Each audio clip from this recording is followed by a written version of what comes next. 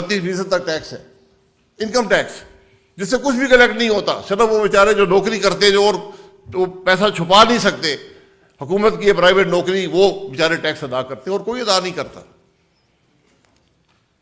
آپ پارلیمان سے نکلتے ہیں، کروڑوں کی گاڑی میں بیٹھتے ہیں، اربوں کے گھر میں رہتے ہیں، کروڑوں کا مہینے کا خرچہ ہے، پیسہ کہاں سے آیا؟ یہ کرپشن تو وہیں آپ کو مل جائے گی نا۔ اور صرف یہ بات میں پارلیمان تک محدود نہیں کرتا، آپ اور لوگوں کو سڑک پہ کھڑے ہو جائیں، گاڑیاں کہاں سے آئی ہیں؟ کیا یہ لوگ ٹیکس ادا کرتے؟ اور واحد ملک ہے دنیا کا جس نے کیٹیگری بنائی، نان فائلر۔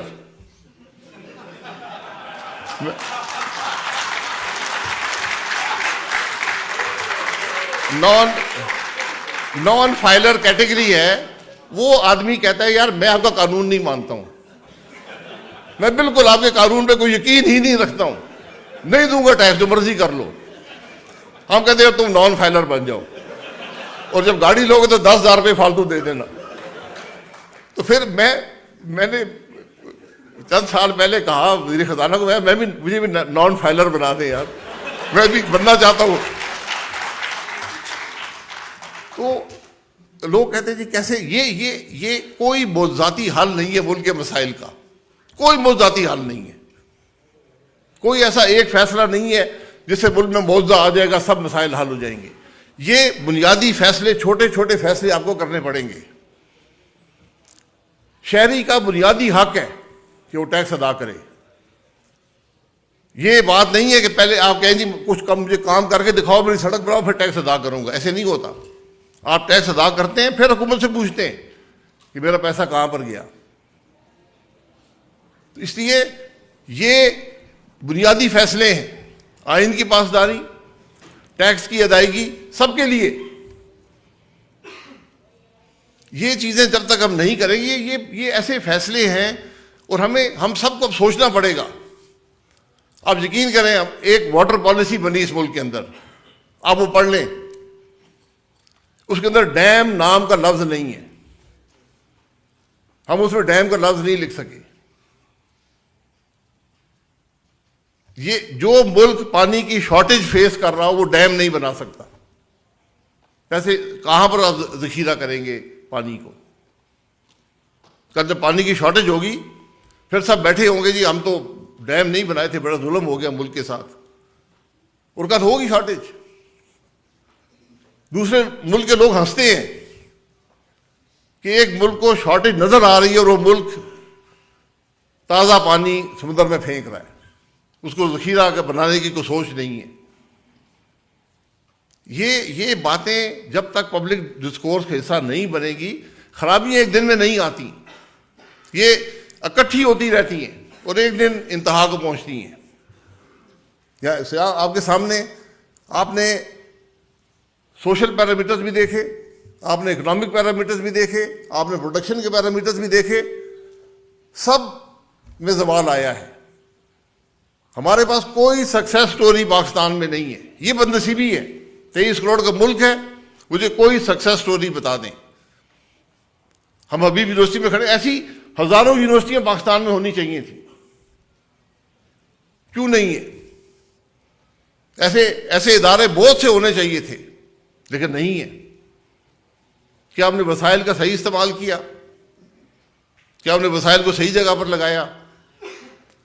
یہ سب ذمہ داریاں ہم سب جو اقتدار میں نہیں ان کی ہیں۔ اس سے زیادہ مجھے تشویش اس بات کی ہے کہ آج احساس نہیں ہے، آج کسی کو احساس نہیں کہ ہمارا ملک کہاں پر کھڑا ہے۔ سرداری صاحب کی کابینہ بزنس ایز یوزول کام کرتی ہے، جس ملک کے یہ حالات ہو کابینہ 24 گھنٹے کام کرے، کوئی حل تلاش کرنے کی کوشش کرے، مسائل کی بات کرے۔ اس طرح ملک کے معاملات تو اب نہیں چل سکتے۔ تو میرا جو دعویٰ ہے یا تجربہ ہے، میں پورے دعوے سے کہہ سکتا ہوں کہ آج سیاسی نظام میں صلاحیت نہیں ہے اس ملک کے معاملات کو حل کرنے کی۔ سب سے بڑی خوفناک بات یہ ہے کہ جو کچھ اس کے ساتھ ہوا، اس نظام کے ساتھ ہوا، اس نظام نے ان حرکتوں نے، ان باتوں نے یہ صلاحیت ختم کر دی ہے ہمارے سیاسی نظام میں ملک کے چیلنجز کو فیس کرنے کی۔ ہم آسان حل ڈھونڈتے ہیں، فیصلہ نہ کرو.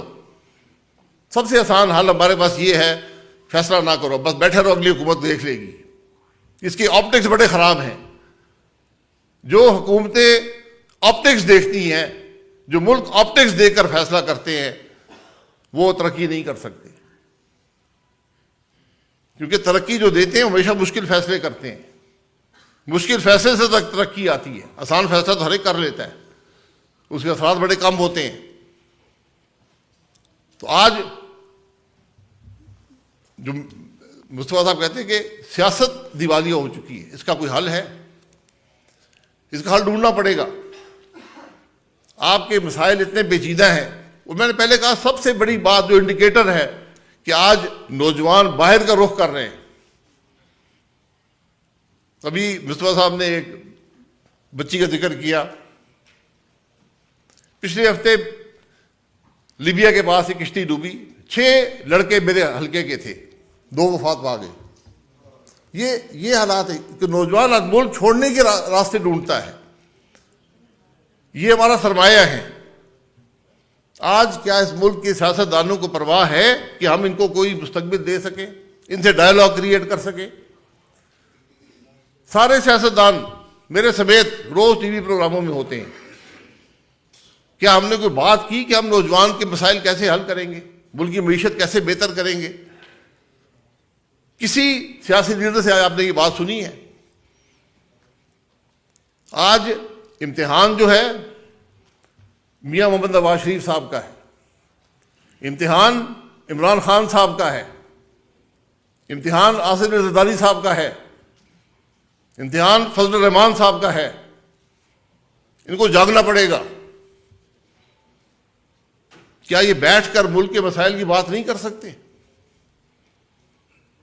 کیونکہ ہم سب نے اپنی صلاحیت کا اظہار کر چکے ہیں. سال پہلے عمران خان صاحب حکومت میں تھے، اس وقت پوری اپوزیشن حکومت میں ہے.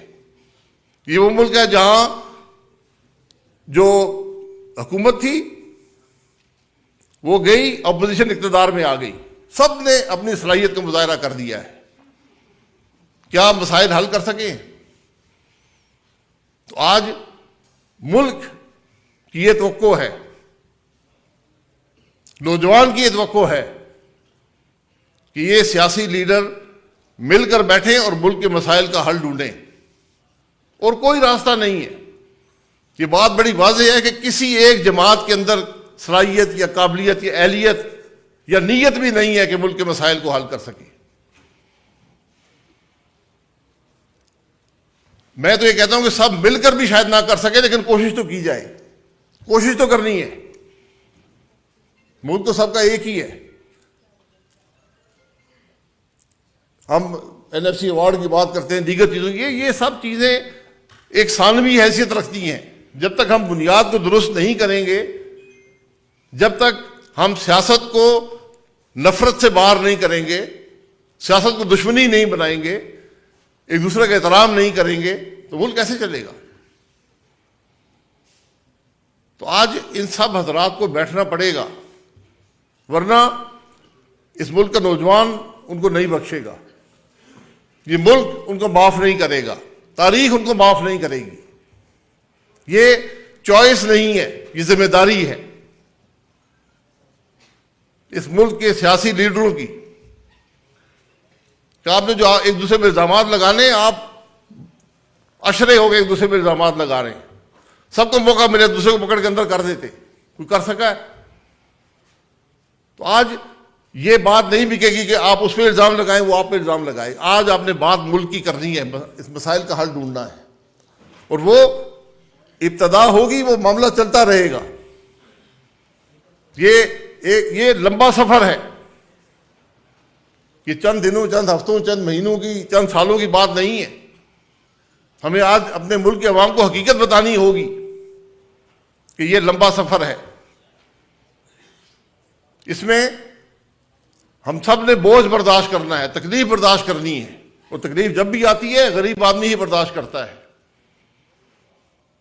ہم سب تو شاید برداشت کر لیں تھوڑا بہت کمی کر کر اپنی زندگی کے معاملات میں، لیکن غریب آدمی تو اپنی انتہا کو پہنچ چکا ہے.